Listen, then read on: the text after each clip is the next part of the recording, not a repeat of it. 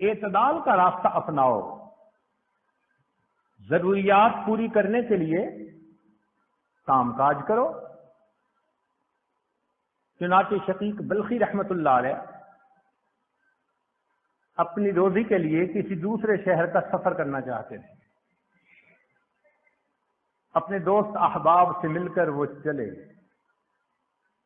کچھ دنوں بعد واپس اپنے شہر میں۔ ابراہیم ادم رحمت اللہ علیہ نے پوچھا، شقیق کیا ہوا؟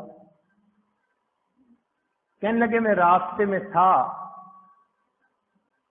ایک معذور چڑیا کو دیکھا، زخمی چڑیا کو جو اڑ نہیں سکتی تھی۔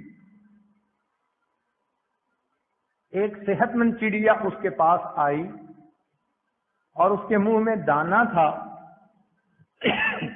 اس نے آ کے اس کے آگے ڈالا اور معذور چڑیا نے کھا لیا۔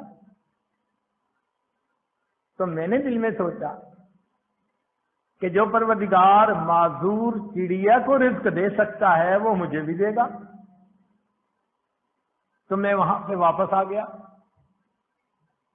ابراہیم ادم رحمت اللہ علیہ نے فرمایا کہ دیکھو، معذور کا وتیرہ نہ اپناؤ، طاقتور بن کر محنت کرو، کماؤ، خود بھی کھاؤ، اللہ کے بندوں کو بھی کھلاؤ۔ تو شریعت یہ بھی نہیں کہتی کہ معذور بن کے بیٹھے رہو، پڑے رہو۔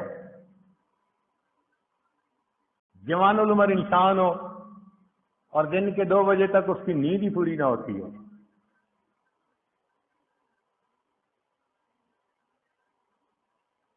شریعت نے کہا فریضۃ بعد الفرائض، حلال رزق کو کمانا یہ بھی فریضہ ہے۔ ساتھ یہ بھی کہہ دیا کہ اتنا بھی نہ اس میں لگ جانا کہ نمازیں ہی قضا کر بیٹھو، تم کہو مجھے نماز کی فرصت ہی نہیں۔ تو یہ دین اسلام کی خوبصورتی ہے، اعتدال کا راستہ دیا۔ یہ ذہن میں رکھیے گا کہ پیٹ کا مسئلہ زندگی تک کا ہی نہیں، قبر کے بعد کا بھی ہے۔ پیٹ کا مسئلہ زندگی تک محدود نہیں، زندگی کے بعد بھی پیٹ کا مسئلہ ہوگا۔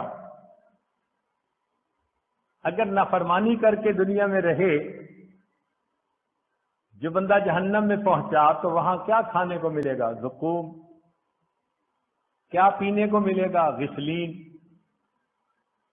تو کھانے پینے کی ضرورت تو وہاں بھی۔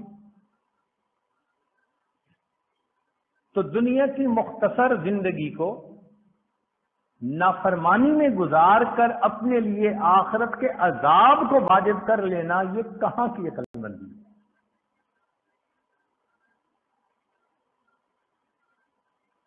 تو رزق کے معاملے میں انسان حرام اور حلال کا خیال رکھے۔